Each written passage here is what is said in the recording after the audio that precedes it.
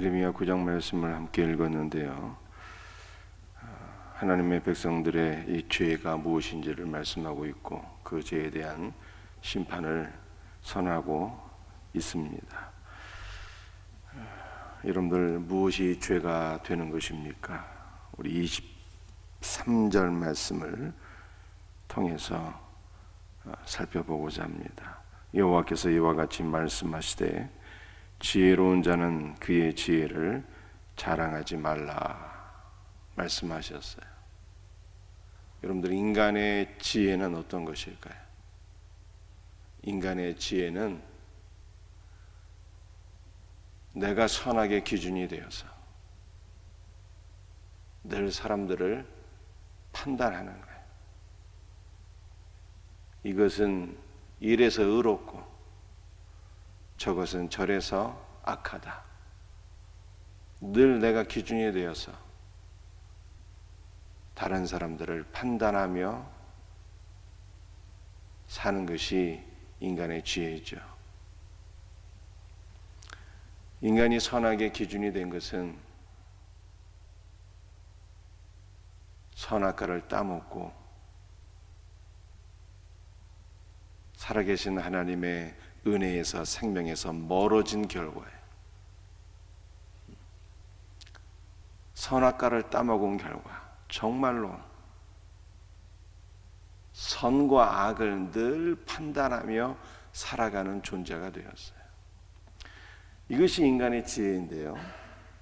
그냥 인간의 지혜로 생각할 때에, 인간의 지혜라고 하는 것은 늘 선악을 판단하는 것, 이것을 다른 말로 표현하게 되면 율법적인 존재가 되었다는 거예요.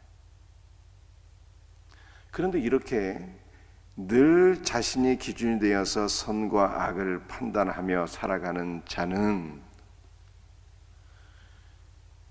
율법이 아닌 하나님의 은혜는요, 참으로 어리석은 것으로 생각하게 됩니다. 받을 자격이 전혀 없는데, 분명히 이 사람은 죄인인데, 이 죄인은 망해야 되는데, 심판을 받아야 되는데, 이것이 율법이잖아요.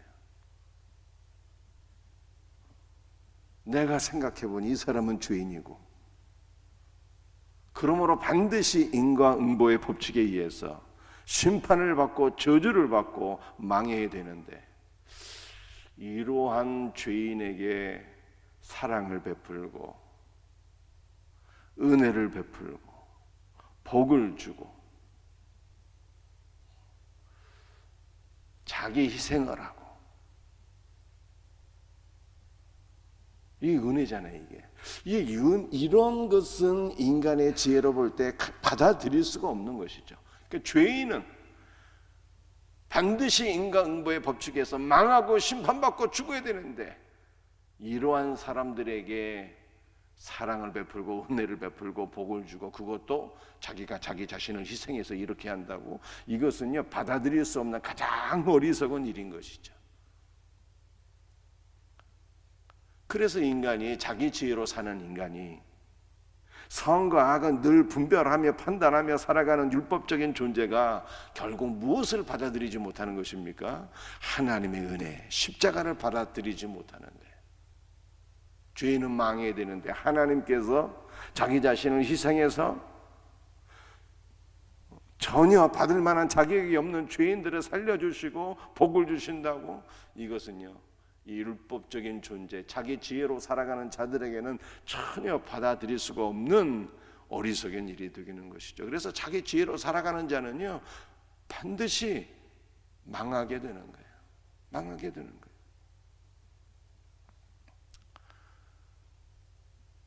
하나님은 어떤 분이신가요? 인간이 생각할 때 가장 어리석은 것으로 사람을 구원하기를 기뻐하셨으니, 인간이 생각할 때 가장 어리석은 것은 예수 그리스도의 십자가인데, 하나님은 인간이 생각할 때 가장 어리석은 것, 즉 십자가로 인간을 구원하셨으니 이것이 곧 하나님의 지혜다. 성경은 이렇게 말씀하고 있는 거예요. 사랑하는 성도들이여, 그러므로 우리는 어떻게 살아야 될까요? 나의 지혜로 사는 자가 되어서는 안 돼요. 은혜를 받고 은혜로 살아가는 자가 되야지. 늘 사람을 판단하며 정죄하며 살아가지 말고, 내가 생각할 때는 어리석은 것이나 하나님의 은혜를 받아들이고 하나님의 사랑과 축복을 받아들이고 이 하나님의 은혜를 베풀며 사는 자가 되어야 되는 거예요. 은혜를 베풀며 살아간다. 이거 참 어리석은 일 같지만 이것이 하나님 보시기에 최고로 지혜로운 일이라. 사랑하는 성도들이여, 율법으로 살지 말고 인간이 볼 때 어리석은 것으로 여길지라도 은혜를 받으시고 은혜를 베풀며 받을 자격이 없는 자들에게 은혜와 사랑과 축복을 베풀며 살아가는 복된 성도들이 되시기를 주 예수의 이름으로 축복합니다. 지혜를 자랑하지 말래요. 인간의 지혜는 하나님 보시기에 가장 어리석은 거예요. 무엇을 자랑하지 말라고 말씀하셨습니까? 용사는 그의 용맹을 자랑하지 말라, 이런 말씀하셨어요. 여러분들, 용사의 용맹이 하나님을 대적하는 것이라면 용사의 용맹은 그 용맹으로 인하여 반드시 망하게 되는 거예요. 한 배 속에서 에서와 야곱이 출생했는데 하나님께서 말씀하시기를 내가 큰 자는 미워하고 작은 자는 사랑하노라 말씀하셨습니다. 큰 자는 자라서 용사가 되었는데요, 하나님께서 그의 용사의 용맹을 사랑하지 않으셨어요. 골리앗은 블레셋의 가장 큰 용사였는데 그 용사의 용맹과 힘이 하나님을 대적하게 되었을 때 골리앗은 다윗에 의해서 망할 수밖에 없었습니다.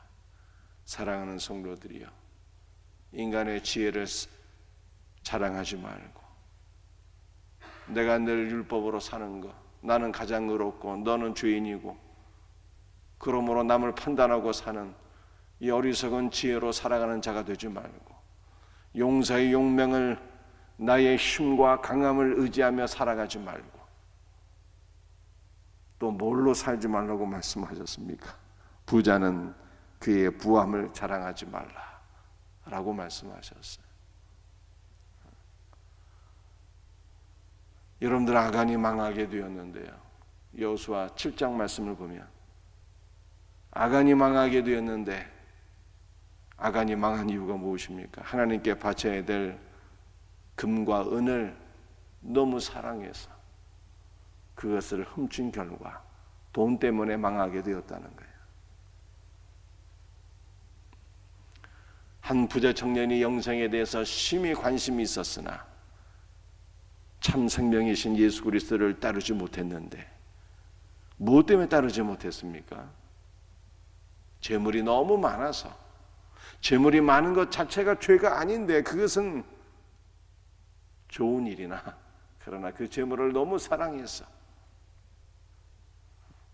물질의 주인은 주님 아니십니까? 주님께서 그 부자 청년에게 말씀하시기를 너의 많은 재물을 가난한 자들에게 나눠주고 나를 따르라 말씀하셨는데 그 부자 청년은 물질의 주인이 주님인 것을 인정하지 못하고 그 물질을 너무 많이 사랑해서 영생에는 관심이 있었으나 참 생명이신 예수 그리스도를 따르지 못하게 되었으니 그 부자 청년이 돈 때문에 망하게 되었다는 것이죠. 아브라함과 이삭과 야곱 족장들은 물질이 많은 부자들이었지만 그들은 한결같이 물질을 사랑하지 않고 그들은 영원하신 하나님의 나라를 바라보고 소망하며 사모하며 살았는데 하나님께서는 그들의 하나님으로 일컬어지는 것을 자랑스럽게 생각하셨더라. 성경이 말씀하고 있습니다. 그러므로 우리는 돈이 많으나 적으나 물질의 마음을 빼앗기지 말고 우리의 마음은 누구로 채워져야 되는 것입니까? 우리의 마음은 주 예수로 채워져야 되는 것이죠. 오늘 세 가지가 죄악이라고 말씀하고 있어요. 인간이 자기 지혜로 늘 내가 기준이 되어서 남을 판단하고 살아가는 율법적인 것, 이것이 인간의 지혜인데 인간은 이 지혜로 말미암아 망하는 거예요. 지혜로 살지 말고 은혜로 살라.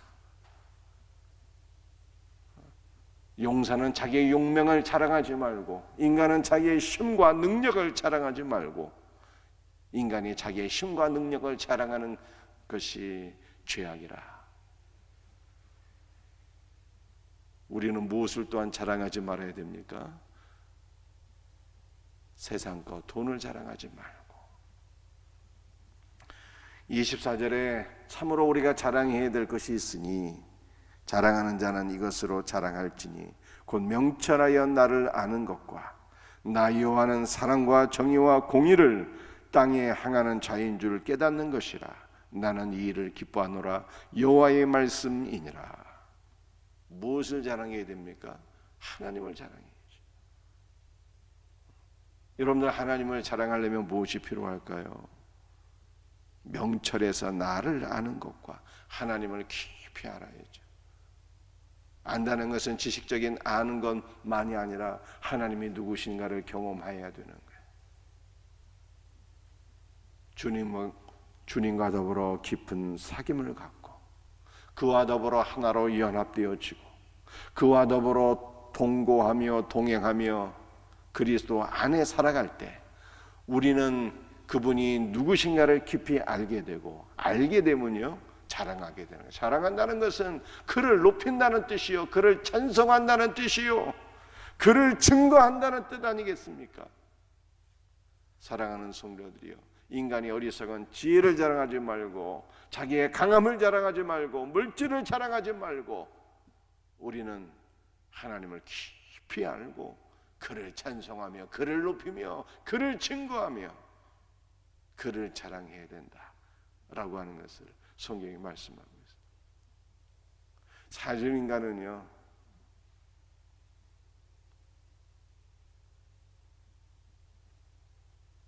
자랑하는 걸 참 기뻐하잖아요. 은근히 자신의 지식을 자랑하고 가방끈 긴 것을 자랑하고 은근히 자기의 부함을 자랑하고 은근히 남편과 자식들이 잘 되고 형통한 것을 자랑하고, 이 자랑하는 걸 기뻐하잖아요. 그런데 성경은요, 자랑하는 것은 좋은데 자랑의 대상을 바꾸라고 말씀하고 있는 거예요. 육신에 속한 것들을 자랑하지 말고 하나님을 깊이 알고 그 하나님을 자랑하라. 자랑의 대상을 바꿔야 돼. 바꿀 수 있는 은혜가 있기를. 여러분들, 하나님을 깊이 알면 자랑하지 않을 수가 없잖아요. 그분이 온 땅의 창조주이신데, 그분이 온 땅의 구원자이신데, 그분만큼 영광스럽고 그분만큼 위대하고 그분만큼 우리를 사랑하시는 분이 없는데 이 하나님을 자랑하지 않을 수가 없는 거예요. 하나님을 깊이 알면 정말로 그분을 자랑하게 되는 거예요. 자랑할 수 있는, 우리의 자랑의 대상이 바뀌어질 수 있는 은혜가 있기를 주 예수의 이름으로 축복합니다. 25절 말씀, 여호와의 말씀이니라. 보라, 날이 이르면 할례 받은 자와 할례 받지 못한 자를 내가 다 벌하리라. 아니, 왜 할례 받은 자도 벌하시고 할례 받지 못한 자도 벌하신다고 말씀했을까요?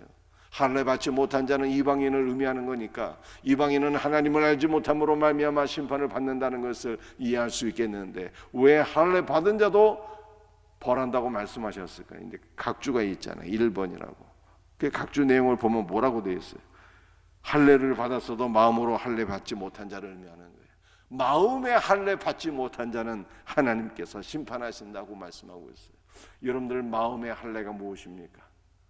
육신의 할례가 참 할례가 아니라 마음의 할례가 참 할례니, 마음의 할례는 십자가로 말미암아 우리 마음의 모든 높아진 것이 다 잘라지는 것을 의미합니다.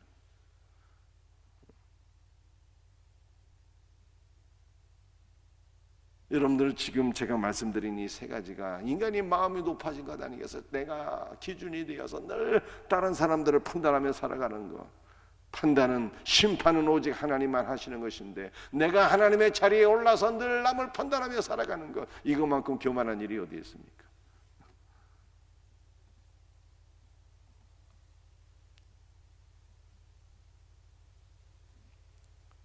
인간이 지혜로 살아가는 것, 이것이 교만이요. 인간이 자기의 강함을 자랑하고 물질의 부유함을 자랑하고 이 모든 것들이 내 마음이 높아져서 내 마음이 할례를 받지 못함으로 우리의 마음이 이렇게 높아져서 내가 육신에 속한 것들을 자랑하며 살아가는데, 그러므로 하나님 앞에 마음의 할례를 받지 못한 자는 심판을 받게 된다는 거예요. 그러므로 우리는 우리의 모든 높아진 마음이 다 잘라져야 돼요. 이것이 마음의 할례인데, 이 마음의 할례는 십자가로만 되는 거예요. 성령의 은혜를 받아서 십자가의 은혜가 우리의 심령에 부어지게 될 때 모든 높아진 것들이 다 잘라진다니까요. 왜 그렇습니까? 십자가가 무슨 검이라는 뜻이 아니라 십자가는 예수 그리스도잖아요. 예수 그리스도. 성령을 받아서 예수 그리스도로 충만하게 채워지게 되면 예수님만큼 겸손한 분이 없잖아요. 그는 근본 하나님의 본체시나 하나님과 동등됨을 취할 것으로 여기지 아니하고 종의 형체를 가지사 이 땅에 오셔서 십자가에 죽기까지 복종하셨으니 예수님만큼 겸손한 분이 없거든요. 성령의 역사로 주 예수 그리스도로 내가 충만해지게 될 때 비로소 우리의 모든 교만이 다 잘라지고 겸손한 자가 된다. 이게 마음의 할례잖아요. 마음의 할례. 이와 같은 은혜가 우리 모두에게 있기를 주 예수의 이름으로 축복합니다. 기도하시겠어요? 아버지 하나님, 인간이 교만하여서 지혜를 자랑하고 용사의 용명을 자랑하고 돈을 자랑하고 이렇게 살아가고 있는 모든 것들이 우리의 마음이 높아졌기 때문인 줄로 압니다. 성령으로 말미암아 주 예수 그리스도의 십자가의 은혜가 우리의 심령 가운데 부어져서 우리 마음에 높아진 모든 것들이 다 잘라지게 하옵소서. 그러므로 우리가 더 이상 인간의 지혜와 용맹과 부요함을 자랑하며 사는 것이 아니라 오직 하나님을 깊이 알아서 예수 그리스도의 십자가의 은혜를 깊이 경험해서 우리를 구원하신 하나님 주 예수 그리스도만을 높이고 자랑하고 찬송하며 증거하며 살아갈 수 있는 은혜가 있게 하여 주시옵소서.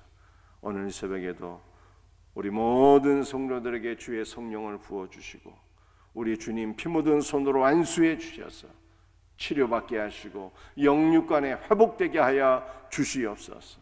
모든 것을 감사하고 거룩하신 예수 그리스도의 이름 받들어 간절히 기도드립니다. 아멘.